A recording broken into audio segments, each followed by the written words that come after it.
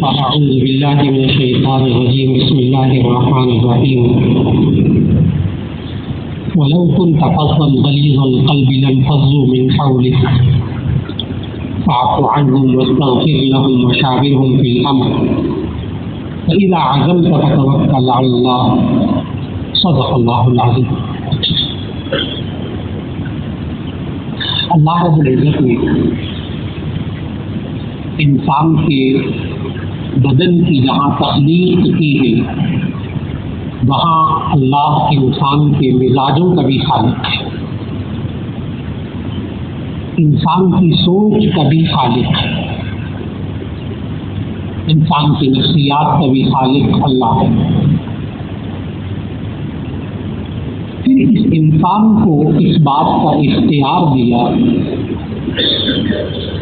کہ اس مزاج اور اس نفسیات کے ساتھ جہاں تک اس کے بس میں ہے اس کو اللہ تعالیٰ کے حکم کے مطابق استعمال کرے، اور جہاں انسان بے بس ہو جاتا ہے وہاں اللہ تعالیٰ انسان کی پکڑ نہیں فرماتا، اور جو کچھ انسان کے بس میں ہوتا ہے وہاں اللہ رب العزت اس کی پکڑ فرماتا ہے۔ آج معاشرے میں انسان جب اپنے گھر کے ماحول میں رہتا ہے، اپنے ادارے کے ماحول میں، اپنے دفتر کے ماحول میں، اپنی فیکٹری کے ماحول میں رہتا ہے، اپنے رشتہ داروں کے ماحول میں رہتا ہے، وہاں وہ یہ انسان چاہتا ہے کہ لوگ میری بات سنیں، وہاں یہ انسان چاہتا ہے کہ لوگ میرے پاس اٹھے بیٹھے، اور یہ انسان اگر واقعی ایسا ہے کہ لوگ چاہتے ہیں کہ اس کے پاس اٹھے بیٹھے، لوگ یہ چاہیں کہ ہم ان کے گھر جائیں، ان سے بات چیت کریں، اس انسان کو زندگی میں سکون ملتا ہے۔ اور اگر انسان معاشرے کے اندر رہتا ہوا مردن بیزار ہو جائے، لوگ اس کو چھوڑنے لگے، یہ تنہا ہوتا چلا جائے، تو یہ انسان بے سکون ہو جاتا ہے۔ نبی کریم صلی اللہ علیہ وسلم کے پاس صحابہ جانے کا شوق رکھتے تھے، ایک محبت ہوتی تھی، دل کرتا تھا بیٹھے رہے،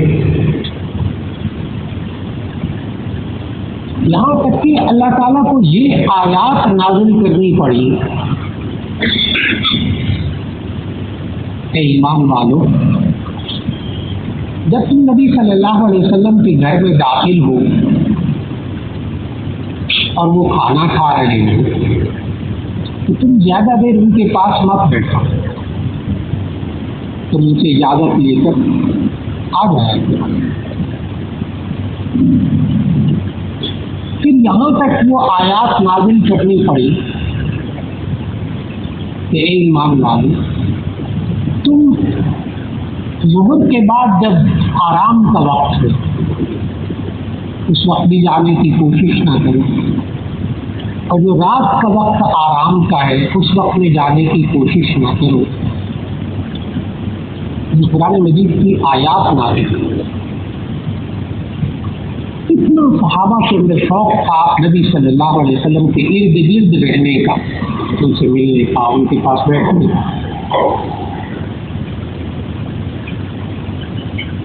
اللہ رب العزت نے قرآن مجید کی آیت میں جب تلاوت کی، اللہ تعالیٰ نے فرمایا نبی صلی اللہ علیہ وسلم کو خطاب کر کے،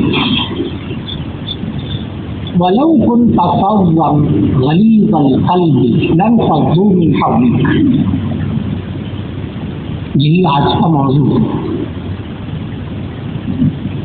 وَلَوْ كُنْتَ فَظًّا، اے نبی صلی اللہ علیہ وسلم اگر آپ تند خو ہوتے، سخت مزاج ہوتے، غلیظ القلب، سخت دل ہوتے، لن فضوا من حولک، یہ صحابہ آپ کے ارد گرد اکٹھے نہ ہو۔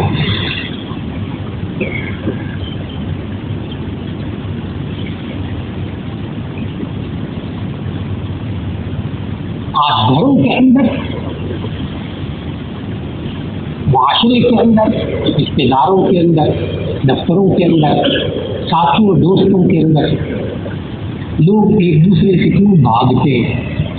لوگ ایک دوسرے سے متنفر کیوں، قریب کیوں نہیں آتے؟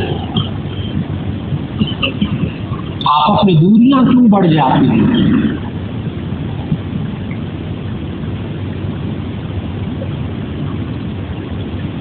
اور ہم معاشرے میں رہتے ہوئے اگر کوئی انسان ایسا ہو جائے کہ اس کو رشتے دار بھی چھوڑ دے، دوست بھی چھوڑ دے، احباب بھی چھوڑ دے، یہاں تک کہ بچے بھی چھوڑ دے، جوان ہو گئے بچے، بچوں نے بھی چھوڑ دیا، اس کے لیے بھی یہی حالت ہے کہ اللہ تعالیٰ نے فرمایا وَلَوْ كُنْتَ فَظًّا غَلِيظَ الْقَلْبِ لَانفَضُّوا مِنْ حَوْلِكَ، اگر آپ سخت مزاج ہوتے، تندخو ہوتے، سخت طبیعت والے ہوتے، غلیظ القلب، سخت دل ہوتے، لَانفَضُّوا مِنْ حَوْلِكَ، کہ آپ کے ارد گرد اکٹھے نہ ہو۔ اس لیے اگر انسان بڑھاپے میں سخت مزاج ہو جائے، سخت دل ہو جائے، سخت مزاج ہو جائے، تو پھر اولاد بھی پاس نہیں پڑے، پھر تو اولاد بھی ساتھ رہنے کو تیار نہیں ہوتی۔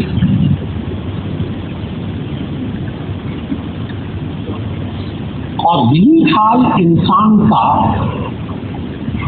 جوانی کے اندر ہے، یہی بڑھاپے کے اندر ہے، یہی بچپن کے اندر ہے۔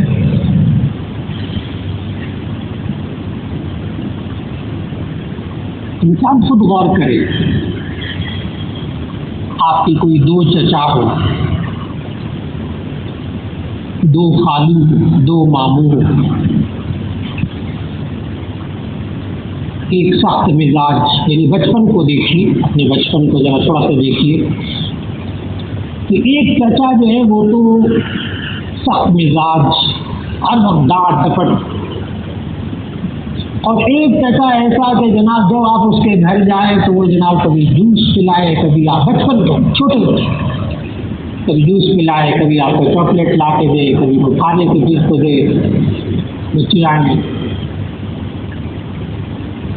آپ بڑے بھی ہو جائیں گے تو آپ کے ذہن میں اس چچا کا نقش اور ہوگا، اس چچا کا نقش اور ہوگا۔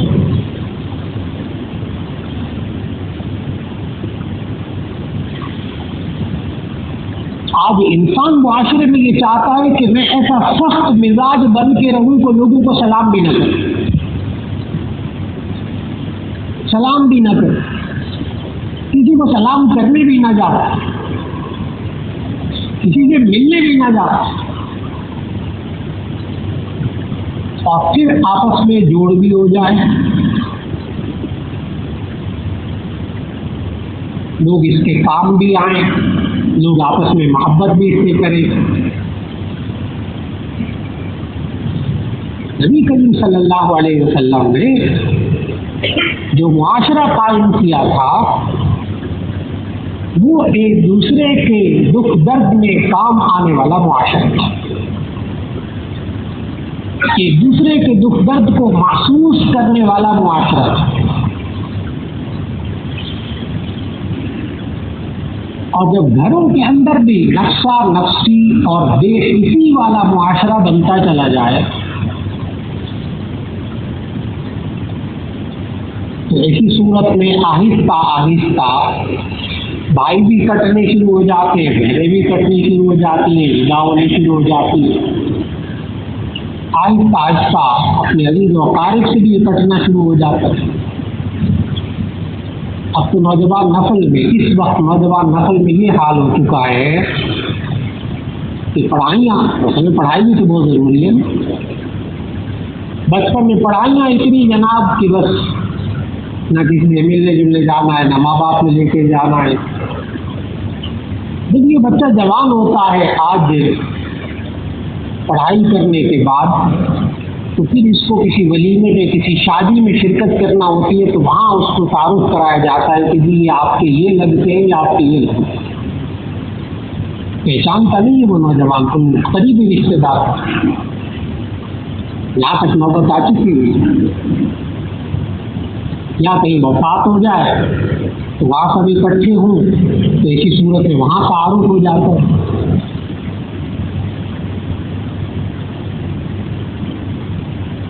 یہ انسان جب سے اس کے جیب میں موبائل آیا تو آہستہ آہستہ خط و کتابت ختم ہو گئی، اب تو لکھنا لکھاوی ختم ہو گیا، تب تو بہت دور کی بات ہو گئی۔ یہ آواز بھی سنتا ہے، شکل دیکھیں گے، مہینوں گزر جاتے ہیں، اس نے اور انسان کو جسمانی طور پر، ذہنی طور پر ایک دوسرے سے بہت دور کر دیا۔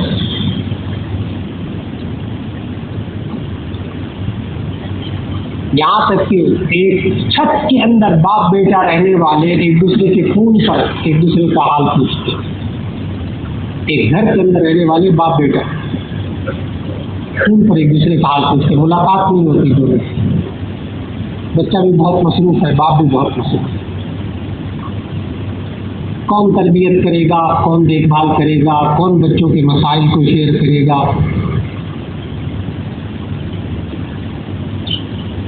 اور اگر والد صاحب ہیں بھی تو وہ اتنے ٹینشنوں میں رہتے ہیں اور اتنی ذمہ داریاں ہیں ان پر، اور ان کا مزاج ایسا ہو چکا ہے کہ وہ جب گھر میں آتے ہیں تو بچپن سے بچے یہی دیکھتے ہیں، جیسے شیر آ گئی، واقعی شیر ہوتا ہے باپ، ماں بھی کہتی باپ کے آنے کا وقت ہو گیا، وہ بھی دیکھتے ہیں کہ باپ آ گیا تو بس ٹھیک ہے، ایک چارپائی کے نیچے گھس جائے گا، ایک باتھ روم میں گھس جائے گا، ایک اوپر چھت پہ چلا جائے گا، ایک گھر سے باہر سے نکل جائے گا، تو کیا بڑی آئے۔ پھر میں آیت پڑھوں گا، یہ ساری صورتحال بیان کرنے کے بعد پھر میں آیت پڑھوں گا، وَلَوْ كُنْتَ فَظًّا غَلِيظَ الْقَلْبِ لَانفَضُّوا مِنْ حَوْلِكَ۔ اگر آپ سخت دل ہوں گے، اگر آپ سخت مزاج ہوں گے تو ایسی صورت میں یہ صحابہ آپ کے اندر بھی اکٹھے نہیں ہوتے، تو بکھر جائے لیکن اور جائے۔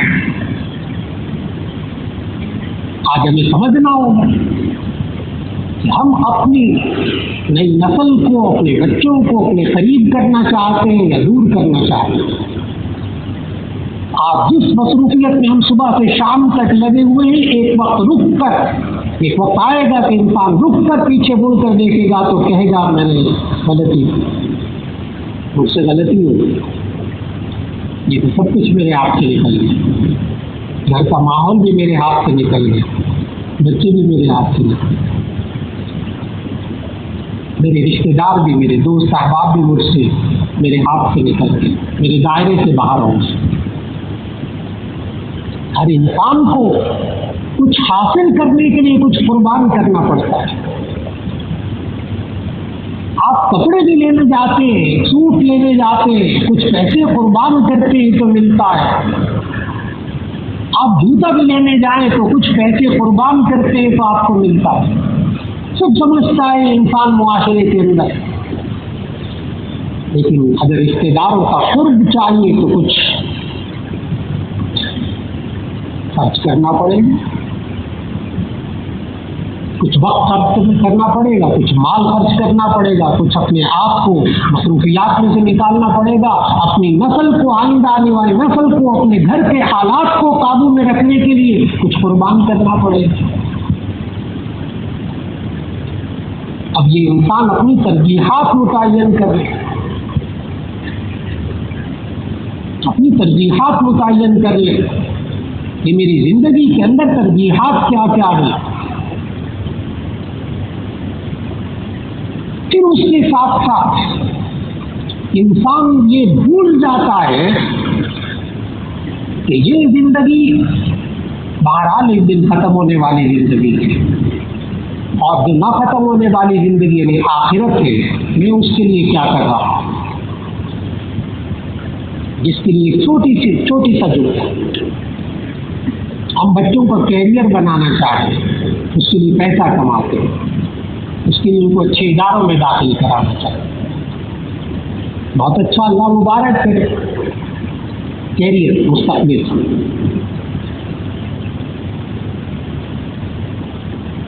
تو اس زندگی کا جو مستقبل ہے اس کے لیے تو ہم نے بہت محنت کرنی ہے، لیکن آنکھ بند ہونے کے بعد کا جو کیریئر ہوگا اس کے لیے کیا کیا اسی کے سامنے، ان بچوں کے لیے کیا ہے، گھر کے ماحول کے لیے کیا ہے۔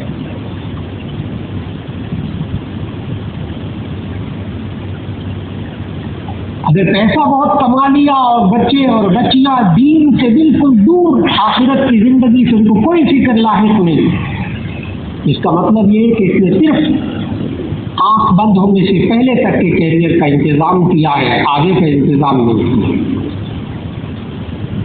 نبی کریم صلی اللہ علیہ وسلم کو ہمیشہ اپنے ساتھ اس میں بیٹھنے والوں کی آخرت کی فکر ہوتی ہے، یعنی آسان سی بات یہ انسان اپنی زندگی میں نیک اعمال کرے اور گناہوں سے بچے، یہ آخرت کی تیاری ہے۔ اس لیے کہ جب آخرت کا لفظ بولا جاتا ہے نا ایک دم، تو پھر ذہن میں یہ بات آتی ہے مولانا یہ زندگی آرام سے گزارنے دیں، یا جہنم کی سزائیں کیوں بار بار بیان کی، کہ زندگی کی باتیں کیا کریں۔ اس کا جواب بیان ہے کہ اصل میں یہ زندگی ہے یا آخرت کے لیے، یہ انسان دوست و احباب کے ساتھ وقت گزارے، اس میں اس کا مقصود یہ ہو کہ ان کی بھی آخرت بن جائے، میری بھی آخرت بن جائے، اپنے بچوں کے ساتھ وقت گزارے یہ سوچ کر کہ میری یہ زندگی بھی بن جائے اور آخرت بھی بن جائے، دونوں چیزوں کے اندر اپنے خیر کو دیکھنا ہے۔ یہ صرف نہیں کہ دنیا بالکل کنڈم، گھر کی زندگی بالکل ختم، کچھ نہیں، بس جی نہیں۔ نبی کریم صلی اللہ علیہ وسلم نے ساری زندگی جو سب سے زیادہ دعا مانگی، ربنا آتنا فی الدنیا حسنہ وفی الآخرۃ حسنہ، ربنا آتنا فی الدنیا حسنہ وفی الآخرۃ حسنہ۔ ہاں، اس سے پہلے اللہ تعالیٰ نے اس دعا کے کرنے سے منع کیا ہے، وَمِنْهُمْ مَنْ يَقُولُ رَبَّنَا آتِنَا فِي الدُّنْيَا وَمَا لَهُ فِي الْآخِرَةِ مِنْ خَلَاقٍ۔ وہ لوگ جو یوں کہتے ہیں کہ ربنا آتنا فی الدنیا، بس اللہ ہمیں دنیا میں دے دے، اللہ نے فوراً کہا ما لہم فی الآخرۃ من خلاق، ان کے لیے آخرت میں کوئی حصہ نہیں، ان کے لیے آخرت میں کوئی حصہ نہیں۔ آج انسان کما رہا ہے، بچوں کو بہت اعلیٰ تعلیم دلا رہا ہے، اپنے ماحول کو ایسا بنا رہا ہے کہ بس یہی زندگی ہے، اپنے دوست احباب کے ساتھ اٹھنا بیٹھنا وہ بھی اس میں مقصود یہ ہے کہ یہی زندگی ہے بس، تو پھر ربنا آتنا فی الدنیا ہے بس، حسنہ نہیں مانگتا، کہتا ربنا آتنا فی الدنیا بس۔ اللہ کہتا ہے ما لہم فی الآخرۃ من خلاق، ان کا آخرت میں کوئی حصہ نہیں۔ مانگنا کیا چاہیے؟ ربنا آتنا فی الدنیا حسنہ وفی الآخرۃ حسنہ وقنا عذاب النار۔ اور اس کے لیے ہمیں قریب کرنا ہوگا، جتنا انسان دور ہٹے گا آج، خاص طور پر یاد رکھ لیجیے گا، ایک باپ کو، ایک ماں کو، اور وہ تمام رشتے دار جیسے دادا نانا جن کی گھروں کے اندر معاشرے کے اندر اہمیت ہوتی ہے، ان کو اپنا کردار معاشرے میں ادا کرنا ہوگا۔ اسی طرح استاد کو، اسی طرح عالم کو، اسی طرح ایک امام مسجد کو، اسی طرح ایک نیک شخص کو جو معاشرے کے اندر رہتا ہو، اس کو اپنا کردار ادا کرنا پڑے گا، اس کو اپنے قریب کرنا پڑے گا۔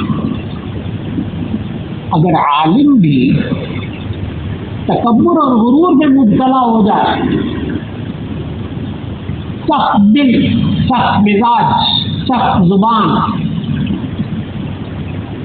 پھر آیت پڑھوں گا اس عالم کے لیے کہ اللہ تعالیٰ نے نبی صلی اللہ علیہ وسلم کو یوں کہا کہ وَلَوْ كُنْتَ فَظًّا غَلِيظَ الْقَلْبِ لَانفَضُّوا مِنْ حَوْلِكَ، اگر آپ سخت مزاج ہوتے، اگر آپ سخت دل ہوتے، نبی صلی اللہ علیہ وسلم کو خطاب ہے اگر آپ سخت مزاج ہوتے، اگر آپ سخت دل ہوتے، لنفضوا من حولک، صاحب آپ کے دل نہیں اکٹھے ہوتے. اس لیے آج کوئی دیندار شخص اپنے آپ کو خشک مزاج بنا لے اور تند خو بنا لے، بس میں نیک باقی سارے جہنمی اور باقی سارے یوں اور فتوے بازی اور فلاں اور فلاں، تو پھر ایسی صورت میں اس عالم اور دیندار شخص کے پاس بھی کوئی بیٹھنے کو تیار نہیں، بات سننے کو بھی تیار نہیں.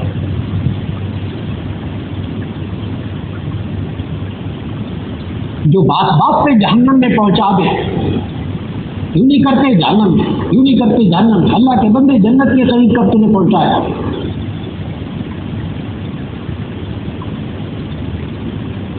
آج وقت کا بہت بڑا تقاضا کہ انسان اگر بات کی حیثیت سے ہی ٹھیک ہے، اس کے اندر روب بھی ہونا چاہیے، دبدبا بھی ہونا چاہیے. اس کا طریقہ بھی نبی صلی اللہ علیہ وسلم نے سکھایا.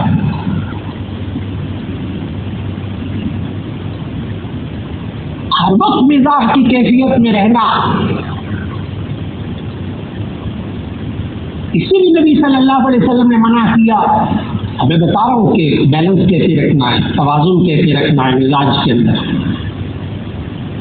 نبی کریم صلی اللہ علیہ وسلم نے فرمایا من کثر مزاحہ زالت ہیبتہ، جس کا مزاح زیادہ ہو جاتا ہے اس کا روب اور دبدبا ختم ہو جاتا ہے.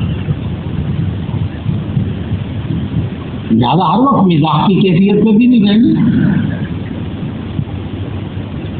اگر انسان ہر وقت مزاح کی کیفیت میں رہے، ایک استاد اپنی کلاس کے اندر مزاح کی کیفیت میں رہے، ایک باپ ہر وقت مزاح کی کیفیت میں رہے، یا ایک ماں ہر وقت مزاح کی کیفیت خوشطبعی کی کیفیت میں رہے، غالت ہیبتہ، اس کا روب اور دبدبا ختم ہو جائے گا، تربیت ختم. نبی کریم صلی اللہ علیہ وسلم اپنے آپ کو خوش مزاج بھی رکھتے تھے، لیکن لوگوں کے سامنے اپنے آپ کو سخت مزاج تند خو نہیں بناتے.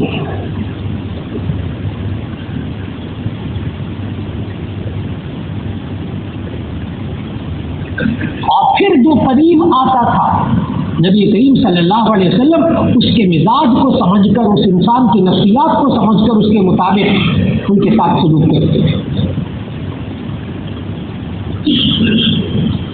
جیسے وہ جو بدو مسجد میں آیا اور مسجد میں کھڑا ہو کر پیشاب کرنے لگا، صحابہ بھی بیٹھے تھے، نبی صلی اللہ علیہ وسلم بھی تشریف فرما تھے، عائشہ کی حدیث ہے. اب وہ اعرابی آیا دیہاتی، اس نے کھڑے ہو کر مسجد میں پیشاب کر دیا. صحابہ اس کو روکنے کے لیے دوڑے تو نبی کریم صلی اللہ علیہ وسلم نے فرمایا دعوہ وابتلوہ، اس کو چھوڑ دو، اس کو پیشاب کرنے دو. اب یہ والا جو جملہ ہے نا دعوہ وابتلوہ، کہ تم اس کو چھوڑ دو، اس کو پیشاب کرنے دو، اس کو وابتلوہ، اس کو پیشاب کرنے دو، اس پر محدثین نے کلام کیا ہے. محدثین نے لکھا ہے کہ یہ کیا بات ہے، اس کو پیشاب کرنے دو. وہاں محدثین نے لکھا ہے کہ اگر کسی انسان کو پیشاب کرتے وقت ایک دم خوف کی کیفیت طاری کر دی جائے اور اس کو پیشاب اس کا رک جائے، اس کی موت واقع ہو جاتی ہے. اب میڈیکل سائنس بھی یہی کہتی ہے، اگر ایک دم خوف طاری ہو جائے اور پیشاب رک جائے تو ایسی صورت میں موت واقع ہو جاتی ہے. نبی کریم صلی اللہ علیہ وسلم نے کتنی رعایت، چھوڑ دے اس کو پیشاب کر لیا. اگر پیشاب کر لیا تو نبی کریم صلی اللہ علیہ وسلم نے اس بدو کو تو اپنے پاس بلایا اور صحابہ کو یہ کہا، بدو کو اپنے پاس بلایا اور اس کو سمجھایا کہ یہ مسجدیں اللہ کی عبادت کرنے کے لیے ہوتی ہے، ان کے اندر نجاست گندگی نہیں کرنی چاہیے. پھر صحابہ کو کہا کہ جاؤ اس کو دھو، اس کو نہیں کہا کہ جاؤ دھو، دیہاتی کو نہیں کہا جاؤ دھو. اب وہ دین کے قریب آئے گا، وہ دین کے قریب آئے گا. بے شمار واقعات ایسے ہیں کہ کئی کفار، کئی یہودی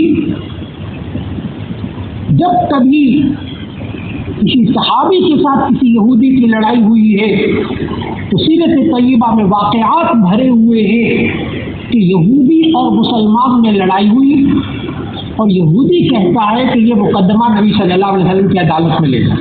یہودی کیوں؟ اس کو پتا ہے کہ یہ ایسی ذات ہے کہ جو کسی کی طرفداری نہیں کرتی، ان کے اندر تعصب نہیں ہے، یہ تو جس کا حق ہو اس کا وہ حق دے دیتے. آج انسان اپنے گھروں کے اندر اپنے بچوں کو آپس میں جوڑنا چاہتا ہے تو پھر حق ادا کرنا ہوگا. ایک بیٹے کو پتا ہو کہ باپ میرا حق ادا کرتا ہے، ایک بیٹی کو پتا ہو یہ میرا حق ادا کرتا ہے، ایک بیوی کو پتا ہو یہ میرا حق ادا کرتا ہے، رشتے داروں کو پتا ہو یہ حقوق کو ادا کرنے والا شخص ہے، تو ایسی صورت میں آپس میں جوڑ پیدا ہوتا ہے. مزاج میں انصاف ہو، مزاج میں عدل ہو، پھر جوڑ پیدا ہوتا ہے. اور اگر ظلم ہو معاشرے کے اندر، اس انسان کے مزاج میں ظلم ہو، انصاف نہ ہو، تو لوگ دور ہٹنا شروع ہو جاتے ہیں. یہ ابا جی ظالم میں، ماں ظالم میں، بھائی ظالم میں، یہ فلاں رشتے دار ظالم میں. جب مزاج میں ظلم ہوتا ہے تو پھر نہ رشتے دار پاس پھٹکتے ہیں، نہ انسان کے دوست احباب اس کے ساتھ پھٹکتے ہیں. اسی طرح جو سچا اور امانت دار شخص ہوتا ہے اس کے ساتھ لوگ جڑتے ہیں، اور جو صادق اور امین نہیں ہوتا اس کے ساتھ لوگ نہیں جڑتے. نبی کریم صلی اللہ علیہ وسلم کو جوانی کے اندر قریش مکہ میں یہ دو خطاب دیے تھے، صادق اور امین. صادق اور امین، امانت دار اور سچا. معاشرے میں بددیانت شخص کے ساتھ لوگ جمع نہیں ہوتے. کوئی کاروباری شخص جب بددیانتی پہ اتر آتا ہے تو ایسی صورت کے اندر اس کے اپنے دوست، اس کو ساتھی، اس کو چھوڑ کر الگ ہو جاتے ہیں. ایک دفعہ برداشت کریں گے، دو دفعہ برداشت کریں گے، 10 دفعہ برداشت کریں گے، پھر برداشت نہیں کریں گے. کیسے جوڑیں ہم اپنے رشتے داروں کو، کیسے جوڑیں ساتھیوں کو، کیسے اپنے قریب کریں، کیوں دور ہو جاتے ہیں؟ یہ آج کا موضوع ہے. یہ آج کا موضوع ہے. کون سے طریقے ہم اختیار کریں کہ آپس میں جوڑ پیدا ہو؟ کون سے طریقوں سے یہ رشتے دار، یہ باپ بیٹا آپس میں جدا کیوں ہو رہے ہیں آج؟ یہی حال سچائی کا ہے. جب انسان جھوٹ بولنے لگتا ہے، ایک دو جھوٹ، دو جھوٹ، 3 جھوٹ، جب جھوٹ پہ زندگی گزارنے لگتا ہے تو ایسی صورت میں باپ بیٹے کا اعتماد ختم ہو جاتا ہے، شوہر بیوی کا اعتماد ختم ہو جاتا ہے، دوستوں کا اعتماد ختم ہو جاتا ہے، لوگ دور ہو جاتے ہیں، اس سے محتاط رہنے کی کوشش کرتے ہیں. نبی کریم صلی اللہ علیہ وسلم نے فرمایا تھا کہ جو انسان جھوٹ بولتا ہے تو اس سے فرشتے 40 میل دور ہو جاتے ہیں اس کی بدبو کی وجہ سے. جو فرشتے دور ہو جاتے ہیں تو بندے کیوں نزدیک آئیں گے؟ بندوں کو بھی بو آتی ہے. ہاں، پھر فرشتوں کو بو نہیں آتی جھوٹ، بندوں کو بھی بو آتی ہے. اسی بدبو کی وجہ سے وہ دور ہوتے ہیں. یہ حال وعدہ خلافی کا ہے. یہ انسان وعدوں کو پورا کرے تو جوڑ پیدا ہوگا، وعدہ خلافی کرتا رہے گا توڑ پیدا ہوگا. اپنے بچوں سے جو وعدہ کر رہا ہے اسے یہ انسان پورا کرے. چھوٹے چھوٹے بچوں سے وعدہ کر رہا ہے اسے پورا کرے. آج ہم سے بڑی کوتاہی ہو رہی ہے، رشتے داروں سے وعدہ کر لیا اسے پورا نہیں کرنا، دوستوں سے وعدہ کر لیا اس کو پورا نہیں کرنا، یہاں تک کہ مشہور ہو جاتا ہے وہ بندہ یہ وعدہ کر کے کبھی پورا نہیں کرتا. لوگ قریب نہیں آئیں گے، لوگ قریب نہیں آئیں گے، لوگ دور ہو جائیں گے.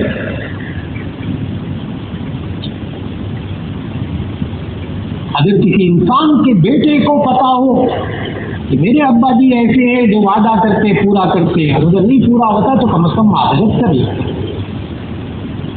بیٹا نہیں پورا کر سکتے، تم سے وعدہ کیا تھا ابھی نہیں دیتا، لیکن گنجائش نہیں ہے، پھر انشاءاللہ چلیے اللہ توفیق دے گا، پھر معذرت کریں. اور اچھے انسان ماں بیٹی سے باپ بیٹی سے وعدہ کر رہا اور بیٹی فخر کرتی ہے اس بات پر کہ میرا باپ ایسا ہے جو وعدہ کرتا ہے پورا کرتا ہے، میری ماں ایسی ہے جو وعدہ کرتی ہے پورا کرتی ہے، میرے یہ چچا، میرے یہ ماموں، میرے خالو، میرے فلاں رشتے دار جو مجھ سے وعدہ کرتے پورا کرتے، یہ میرا کاروباری دوست، یہ میرے دفتر میں رہنے والا، یہ میرے ساتھ وعدہ کرتا ہے پورا کرتا ہے، یہ انسان قریب ہوتی ہے۔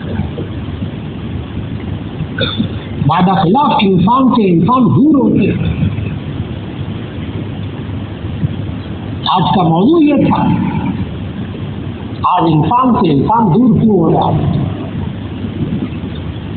اس کی سخت مزاجی کی وجہ سے، اس کی طبیعت کی سختی کی وجہ سے، اس کے سخت الفاظ کی وجہ سے، اس کے سخت بولوں کی وجہ سے، اس کے ظلم کی وجہ سے، اس کی بددیانتی کی وجہ سے، اس کے جھوٹ کی وجہ سے، اس کے بدعمالیوں کی وجہ سے۔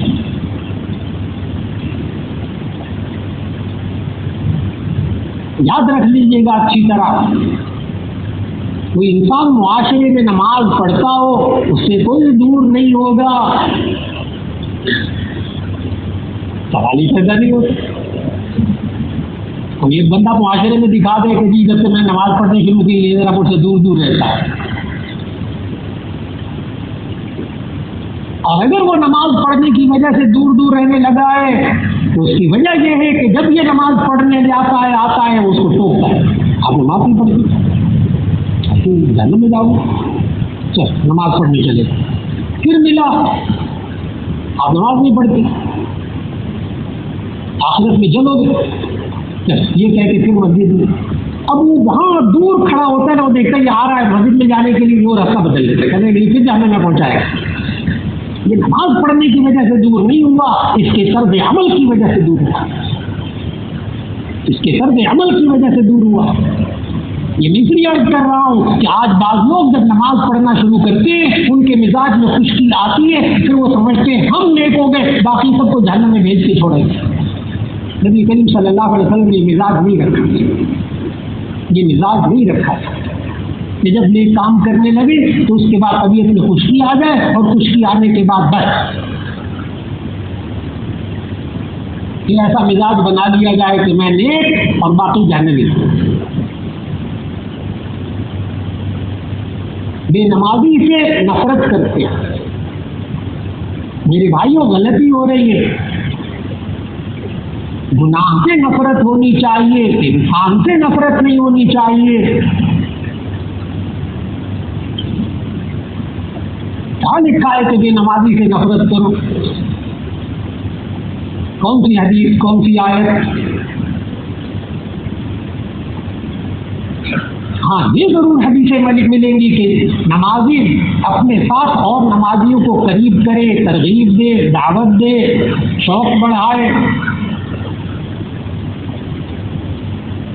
اللہ رب العزت آج ہمیں معاشرے کے اندر رہتے ہوئے، گھروں کے اندر رہتے ہوئے، کاروباری اداروں کے اندر رہتے ہوئے جو ہمارے ساتھ انسان ہیں، اللہ ان انسانوں کو قریب کرنے کی توفیق عطا فرمائے، اور ہر اس کام سے، ہر اس عادت سے، ہر اس رویے سے، ہر اس بول سے، ہر اس عمل سے اللہ بچنے کی توفیق دے جس سے آج باپ بیٹے سے دور ہو رہا ہے، بیٹا باپ سے دور ہو رہا ہے، گھر کے اندر گھر کے افراد ایک دوسرے سے دور ہو رہے ہیں، رشتے دار ایک دوسرے سے دور ہو رہے ہیں، کاروبار کے ساتھی ایک دوسرے سے دور ہو رہے ہیں، معاشرے کے اندر رہنے والے انسان اس انسان کی نہ بات سننے کو تیار ہے، نہ پاس بیٹھنے کو تیار ہے۔ اللہ ہمیں اس عمل سے بچائے اور وہ اعمال کرنے کی توفیق دے جس سے ہم بچوں کو بھی جوڑ سکیں، اپنے گھر کو بھی جوڑ سکیں، اپنے رشتے داروں کو بھی جوڑ سکیں، اپنے کاروباری ساتھیوں کو، اپنے دفتر میں رہنے والے اپنے ساتھیوں کو آپس میں جوڑ سکیں۔ اللہ رب العزت نبی کریم صلی اللہ علیہ وسلم نے جس طرح محبتوں والا معاشرہ بنایا تھا، اللہ رب العزت ہمیں بھی اپنی کوشش کرنے کی توفیق عطا فرمائے۔ وآخر دعوانا ان الحمد للہ رب العالمین۔